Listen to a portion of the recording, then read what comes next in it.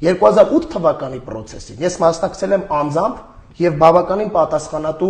տեղում եմ եղել, ունեցել եմ պատասխանատվություն, իրացրել եմ իմ պատասխանատվությունը մինչեւ մարտի 1 եւ դրան հաջորդող մինչեւ 2011 թվականի հանրահավաքներին ես մասնակցել եմ որպես այդ քաղաքական գործընթացի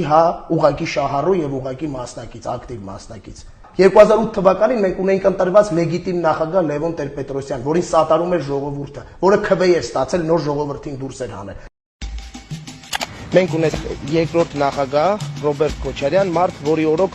տեղի ունեցան բազմաթիվ մի քանի տասնյակ քաղաքական սպանություններ։ Այսօր ես ուզում եմ առաջնային շնորհավորել Շուշիի ազատագրման կապակցությամբ Ռոբերտ Քոչարյանին, Սերժ Սարգսյանին, Լևոն Տեր-Պետրոսյանին։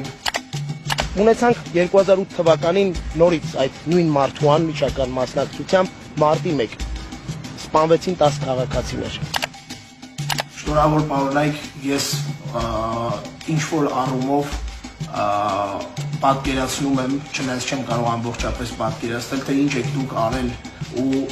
ես խոնարհվում եմ ձեր բոլորի առաջ, դուք այս ազգի իրոք կենդանի լեգենդներն եք ու այս ժողովուրդը դեռ պետք է ձեզ շնորհակալություն հայտնի դրա համար։